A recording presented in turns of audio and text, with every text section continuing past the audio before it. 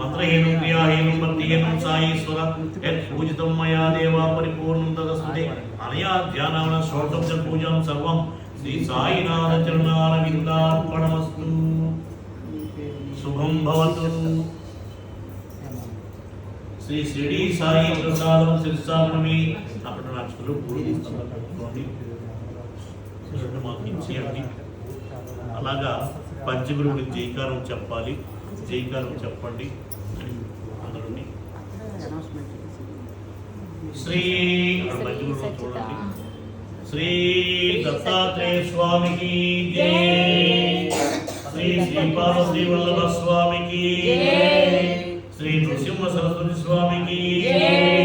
శ్రీ మాణిక్య ప్రభు స్వామికి జై. శ్రీ అక్కలకోట మహారాజ్ స్వామికి జై.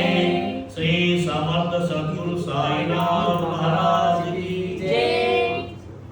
ఓం శ్రీ సాయినాథాయ నమః. పదకొండు సార్లు అనాలి నాతో పాటు అనండి. ఓం శ్రీ సాయినాథాయ నమః. ఓం శ్రీ సాయినాథాయ నమః. ఓం శ్రీ సాయినాథాయ నమః.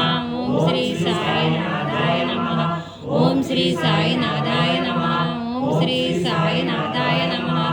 ఓం శ్రీ సాయినాథాయ నమః. ఓం శ్రీ సాయినాథాయ నమః. ఓం శ్రీ సాయినాథాయ నమః. ఓం శ్రీ సాయినాథాయ నమః. ఓం శ్రీ సాయినాథాయ శ్రీ సాయినాథాయ నమః. ఓం శ్రీ సాయినాథాయ నమః. ఓం శ్రీ సాయినాథాయ నమః. ఓం శ్రీ సాయినాథాయ నమః. పుస్తకాన్ని బాబా గారి పాదాలకు తాకించండి. మీద నిల్చోమ్మా. ఆపదకమస్తకం ఉంది కదా, ఆ కాలు అక్కడి నుంచే బొట్టన వేలు అప్పుడు దండెత్తండి. అది అక్కడ తాకించండి. కళ్ళకద్దుకోండి.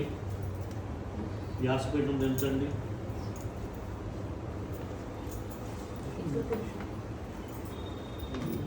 కళ్ళు కద్దుకోండి అమ్మా. పుస్తకం తీసి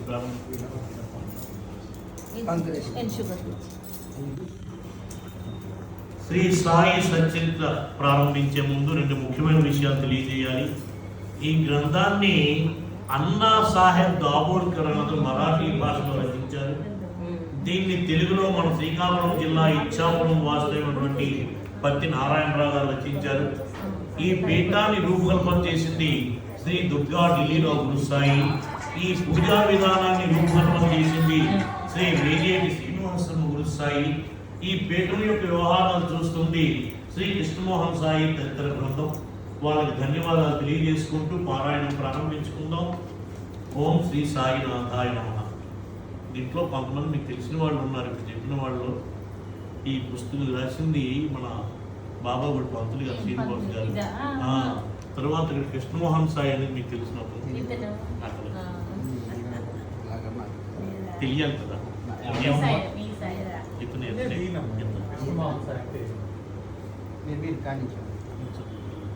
శ్రీ సచ్చిదానంద సద్గురు సాయినాథ్ మహారాజ్ కి జై.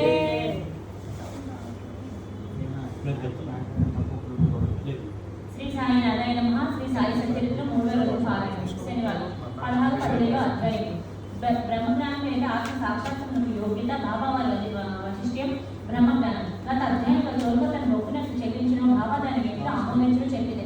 ఏ కొంచెమైన భక్తి ప్రేమతో ఇచ్చినా దాన్ని ఆమోదించదని, పర్వతంలో అహంకారంతో ఇచ్చిన దాన్ని తిరస్కరించదని బాబా ఆ కథను నిరూపించను. బాబా పూర్ణ సచ్చిదానంగా స్వరూపుడైతే కేవలం బాహ్యకాంతులు లక్ష్య పెట్టిన వారు కాదు. ఎవరైనా భక్తి ప్రేమతో ఏదైనా సమర్పించినచో మిమ్మల్ని సంతోషిస్తూ ఆనందంతో దాన్ని తీసుకునేవారు. నిజముగా సద్గురు సాయి కంటే విధాన స్వభావం దయాత రుణీలు లేరు. కోరికలు నెరవేర్చి చేశామని కల్పతలు వారికి సమానం కావు. మనం కోరికల నుంచి కామతలు కూడా బాబాతో సమానం కాదు. ఏడన అవి మన కోరికలు మాత్రమే ఇచ్చారు. కానీ సద్గురు అచిత్యం.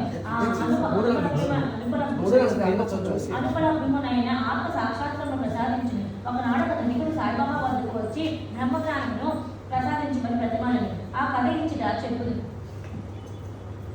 సకల ఐశ్వర్యం అనుభవిస్తున్న అతను నగరంలో పొలములను తోటలను సంపాదించాడు.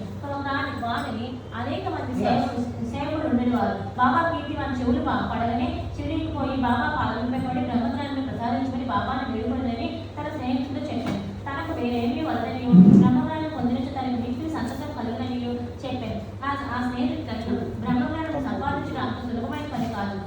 ముఖ్యంగా నీ వలస పేరాజల వారికి ఉగ్ర గౌరవం ధనం భార్య బిడ్డలతో తేలి గురుచున్న నీ నీవు ఆ పనిలో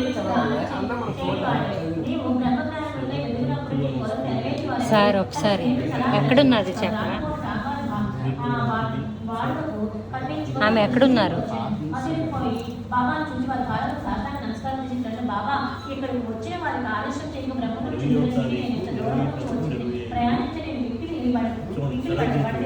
మీరు బ్రహ్మజ్ఞానం ప్రసాదించినట్టు నేను పడిన శ్రమ ఫలితం లభించింది. బాబా ఇక్కడ బదులు ఇక్కడ నాకు ఏమైనా స్నేహితుడా ఆశలు పడవద్దు. త్వరలో ఇప్పుడే నీకు బ్రహ్మను చూపెదను. నాది నగదు బేరమే కానీ అరువు బేరం కాదు. అనేక మంది నా వద్దకు వచ్చి తన ఆరోగ్యం పలుకుబడి గౌరవం ఉద్యోగం రోగ నివారణ మొదలు ప్రపంచ విషయంలోనే అడుగుతుంది. నా వద్దకు వచ్చి బ్రహ్మజ్ఞానం ఇవ్వమని అడుగువారు చాలా తక్కువ. ప్రపంచ విషయంలో ఒక కావాలని అడుగువారికి లోటు లేనే లేదు. పారమాత్రిక విషయమే యోచించే అరుగు కావాలని వారు వచ్చి బ్రహ్మజ్ఞానం కావాలని శ్రేయదాయకమైనది కనుక సంతోషంతో నీకు బ్రహ్మను దాన్ని సంపాదించిన వాడిని అని బాబా వారికి బ్రహ్మను చూడకు మొదలెడు. వాడిని అక్కడ కూర్చుండబట్టి ఏదో సంభాషణలోకి తెచ్చినప్పటికీ అప్పటికతడు తన ప్రశ్న తానే మనుషులను ఇచ్చినట్టు మార్వాడి వద్దకు పోయి 5 రూపాయలు టేబుల్ తేమలను కుర్రవాడు పోయి వెంటనే తిరిగి వచ్చిన ఇంటి వద్ద దానం చేసిందని కిరాణా దుకాణదారు బాగా వద్దకు పోయి అప్పు తెమ్మని బాబా ఈసారి కూడా కుర్రవాడు వచ్చి చెప్పి ఇంటికి ముగ్గురు వద్దకు పోక పరిస్థితి లేకపోయింది. సాయిబాబా సాక్షాత్ పరబ్రహ్మ అవతారమే అని మనకు తెలియదు. ఆయనచో 5 రూపాయలు అప్పు చేయవలసిన అవసరం ఏమి? వారికి అంత చిన్న మొత్తంతో ఏమి ఈ పనైనా ఎవరినైనా అడగవచ్చు.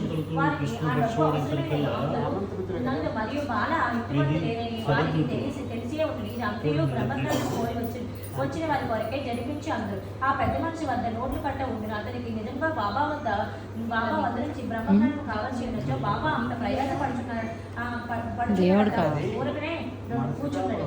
బాబా ఆ పైపు మనం తిరిగి ఇచ్చివేయనని కూడా వారికి తెలియదు. అంత చిన్న మొత్తమైనప్పటికీ వారు తెగించి ఇవ్వలేకపోయింది. అటు వారికి బాబా వచ్చి వద్ద నుంచి బ్రహ్మజ్ఞానం కావాలన్నట. నిజంగా బాబా ఎంత భక్తి ప్రేమను కలవాడనో వెంటనే 5 రూపాయలు తీసి ఇచ్చి ఉండనే. కానీ ప్రేక్షకులు వారే ఊరికే చూస్తూ కూర్చొని ఉండు. ఈ పెద్ద మనిషి వైఖరి శుద్ధ విరుద్ధంగా ఉండేది. వాడు డబ్బు ఇవ్వలేదు కదా బాబా త్వరగా బ్రహ్మజ్ఞానం ఓ మిత్రుడా, నేను నడుచుకున్న దాన్ని అంతటినీ గ్రహించలేకుంటావా? ఏమి ఇక్కడ కూర్చుని నువ్వు బ్రహ్మను చూచుడికే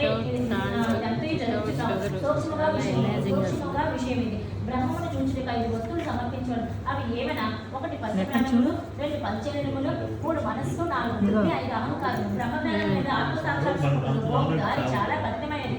అది కట్టి వాదన వలె మిక్కిలి పదనేది. అట్ల నుంచి బాబాయ్ విషయములకు సంబంధించిన సంగతులన్నీ చెప్పారు. వారిని క్లుప్తంగా ఈ విద్యకు పొందుపరిచింది. బ్రహ్మజ్ఞానం మీద ఆత్మ సాక్షాత్కారకు యోగ్యత. అందరూ తమ జీవితంలో బ్రహ్మను చూడలేదు. దానికి కొంత యోగ్యత అవసరం. ముముక్షుత లేదా స్వేచ్ఛ అందులకు తీవ్రమైన కోరిక. ఎవడైతే తాను బద్ధుడని గ్రహించి బంధముల నుండి విడువడకు కొంత నిశ్చయులై శ్రమపడి ఇతర సుఖములను లక్ష్యపెట్టి దాన్ని పొందుటకు ప్రయత్నించడం వాడు ఆధ్యాత్మిక జీవితములకు అర్హుడు. విరక్తి లేదా ఇహపర సౌఖ్యములను విసుగు చెందుట. ఇహపర లోకములందు గల గౌరవములకు విషయములకు విసుగు చెందిన కానీ పారమార్థిక రంగముల ప్రవేశించక అర్హత లేదు. 3 అంతర్ముఖత లోనికి చూచుట. మన ఇంద్రియములు బాహ్యములు చూచుటకే భగవంతుడు సృజించి ఉన్నాడు. కనుక మనుషులు ఎప్పుడు బయటనున్న వాళ్ళని చూసిన కానీ ఆత్మ సాక్షాత్కారం లేదా మోక్షములు కోరబడి దృష్టిని లోపలకు పోనించి లోనున్న ఆత్మ అనేక ధ్యానంతో చూడవలేను. 4 పాప విమోచన పొందుట. మనుషులు దుర్మార్గ మార్గం నుండి బుద్ధిని వర్ణించినప్పుడు, తప్పులు చేయడం మానినప్పుడు, మనసు జలిపకుండా నిలబెట్టలేనప్పుడు, జ్ఞానం ద్వారా కూడా సాక్షాత్కారంలో పొందలేదు. 5 సరైన నడవడి. ఎల్లప్పుడూ సత్యమును పలుకుచూ తపస్సు చేయించి లోన చూచుడు బ్రహ్మచారిగా ఉండిన కానీ ఆత్మ సాక్షాత్కారం లభించింది. 6 ప్రియమైన వారి కంటే శ్రేయస్కరమైన వారిని కోరుట. లోకంలో 2 తీరుల వస్తువులు ఉన్నాయి. ఒకటి మంచిది, రెండవది ప్రీతికరమైనది. మొదటిది వేదాంత విషయములకు సంబంధించినది, రెండవది ప్రాపంచిక విషయములకు సంబంధించినది. ఈ రెండును మానవుడు చేరు. వీరిలో ఒకదానినే అతడు ఎంచుకోవడం. తెలివిగల వాడి మొదట అనగా శుభమైన దాన్ని కోరను. బుద్ధి తక్కువ వాడు విలువ దాన్ని కోరను. 7 మనుషులు ఇంద్రియములు స్వాధీనం అందించుకుంటారు. నా శరీర రథము, ఆత్మయాని యజమాని, బుద్ధి ఆ రథం నడుపు సారథి, మనసు కళ్ళము, ఇంద్రియముల గుణములు. ఇంద్రియ విషయములు వారి మార్గంలో ఎవరు గ్రహించే శక్తి లేదో, ఎవరి మనసు చంచలమైన అస్వాధీనంలో బండి తోలవాడు దుర్మార్గం గురుమవల్లేవాడు గమ్యస్థానంలో చేరలేడు. చావులో చక్రంలో పడిపోను ఎవరి గ్రహించే శక్తి కలదో, ఎవరి మనస్సు స్వాధీనమందులో, ఎవరి ఇంద్రియంలో స్వాధీనమందులో బండి నడుపు వాళ్ళ మంచి గురువు వాళ్ళ ఎవడు తన బుద్ధిని మార్గదర్శిగా గ్రహించి తన మనసును పద్మంతో లాగి పట్టుకుని వల్ల వాడు తన గమ్యస్థానం చేయగలడు, దృష్టి పదవులు చేయగలడు. 8 మనస్సును పావనం చేయాలి. మానవుడు ప్రపంచంలో తన ఇద్దరు తృప్తిగా ఫలాపేక్ష లేకుండా నిర్వర్తించని ఎడల అతని మనస్సు పావనం కాదు. మనసు పావనం కానిదే అసలు ఆత్మసాక్షాత్కారం పావనమైన మనసులోనే వివేకం అనగా సత్యమైన దాన్ని అసత్యమైన దాన్ని కనుగొంటారు. వైరాగ్యము అసత్యమైన దాన్ని అత్యంత అనుమానం లేకుండా మనకులకి క్రమంగా ఆత్మసాక్షాత్కారముకు ఆ దానికి అహంకారం రాలిపోయినదే, లోపం నశించినదే, మనసు కోరికలను విడిచిపెట్టినదే ఆత్మ సాక్షాత్కారానికి అవకాశం లేదు. దేనిమే నేను అనుకుంటే గొప్ప భ్రమ. ఈ అభిప్రాయం అంతా అభిమానం ఉండటికే బంధములకు కారణం. మీరు ఆత్మ సాక్షాత్కారం కాంక్షించినచో ఈ అభిమానములు విడవలను. 9 గురువు యొక్క ఆవశ్యకత. ఆత్మజ్ఞానం విప్ర సూక్ష్మమైనది. ఎవరైనా తమ సుశక్తిని దాన్ని పొందుటకు ఆశించలేదు కనుక ఆత్మసాక్షాత్కారం పొందిన ఇంకొకరి గురువు సహాయం మిక్కిలి అవసరం. గొప్ప కృషి చేసి శ్రమించి ఇతరులు అతి సులభంగా గురువుని పొందవచ్చు. వారి మార్గవంతు నడిచిన వారు కావున శిష్యుడు సులభంగా ఆధ్యాత్మిక ప్రగతిలో క్రమంగా ఒక మెట్టు మీద నుంచి ఇంకొక పై మెట్టు తీసుకొని పోగలరు. భగవంతుని కటాక్షం ఇది అన్నిటికంటే మిక్కిలి అవసరమైనది. భగవంతుడు తన కృపకు పాత్రులైన వారికి వివేకమైన వైరాగ్యమైన కలగని సురక్షితంగా భవసాగరం తనిప చేయగలడు. వేదం లభ్యసించడం వల్ల కానీ, మేధాశక్తి వల్ల కానీ, పుస్తక జ్ఞానం వల్ల కానీ ఆత్మానుభూతి పొందలేదు. ఆత్మ ఎవరైనా వరించినో వారే దాన్ని పొందగలరు. అట్టి వారికి ఆత్మ తన స్వరూపమును తెలియజేయని కఠోపనిషత్తు చెప్పుచున్నది. ఈ ప్రసంగం ముగిసిన వెంటనే బాబా ఆ పెద్ద మనిషి వైపు తిరిగి, అయ్యా ఈ జేబుల బ్రహ్మ 50 రూపాయల నోట్ల రూపముతో 250 ఉన్నది, దయచేసి దాన్ని బయటకు తీయము అని ఆ పెద్ద మనుషులు తన జేబు నుంచి నోట్ల కట్టను బయటకు తీసిన లెక్క పెట్టగా సరిగా 25 రూపాయలు 10 రూపాయల నోట్లు ఉండేవి. అందరూ వీటికి ఆశ్చర్యపడి బాబా తల్లిదండ్రులను చూసి వారి మనసు పరిగెని బాబా పాల్గొనబడి వారి ఆశీర్వాదానికి బాబా ఈ బ్రహ్మపు నోటిని కట్టుకుని చుట్టుపెట్టి మీ పేరాశ లోహమును పూర్తిగా వదిలినంత వరకు మీకు నిజమైన బ్రహ్మను చూడలేదు. ఎవరి మనసు ధర్మంత సంతానం దర్శనం అర్థమైనదో వాడి అభిమానమును పోగొట్టినంత వరకు బ్రహ్మం ఎట్లు పొందగలరు. అభిమానం అనే బ్రహ్మ ధనమందు తృష్ణ దుఃఖమని సులుగుండం వంటిది. అది అసూయ అహంభావం పశువులతో నిండి ఉన్నది. ఎవడు కోరికలు లేనివాడో వాడు మాత్రమే సుడిగుండంలో దాటగలడు. పేరాశ ఈ బ్రహ్మడానికి ఉత్తర లక్షణ ధ్రువములు వంటివి. అవి శాశ్వతంగా ఒకటి బద్ధమైన కలవి. ఎక్కడ పేరాశ కలదో, ఎక్కడ బ్రహ్మం గురించి ఆలోచించదు కానీ దాని జ్ఞానం కానీ తావులేదు. అట్లా నిజం పేరాశ కలవాడు లేకపోతే మోక్షం ఎన్ని సంపాదించగలదు. రోడ్డు భ్రాంతి కానీ సంతృష్టి కానీ చోట నిత్యం కానీ ఉండవు. మనస్సు నాకు మాత్రమే పేరాశీలను పేరాశీలను సాధనలన్నీ ఆధ్యాత్మిక ప్రయత్నములు నిష్ప్రయోజనములు. ఎప్పుడు ఫలాపేక్ష రహితుడు వాడో, ఎవడు ఫలాపేక్ష కాంక్ష విడువడో, ఎవరికి వాడి ఎంత విరక్తి లేదో అట్టి వాడి గొప్ప చదువులు అయినప్పటికీ వాడి జ్ఞానం ఎందుకు పనికిరానిది. ఆత్మ సాక్షాత్కారం పొందిన ఇది వానికి సహాయపడదు. ఎవరి అహంకార పూర్తిలో, ఎవరి ఇంద్రియ విషయముల గురించి ఎల్లప్పుడూ చింతించదో వారికి ప్రయోజనం. మనసుని పవిత్రపరచడం తప్పనిసరి అవసరం. అది నిమిషం మన ఆధ్యాత్మిక ప్రయత్నాన్ని ఆడవారు నమ్మకం కొరకు చేసినట్లు కావున దేని జీవించుకోగలడం, దేని శరీరం పట్టించుకోగలడం దానినే వాడు తీసుకోగలరు. నా ఖజానా నిండుగా ఉంది. ఎవరికి ఏది కావాల్సిన దాన్ని వారికి ఇవ్వగలను.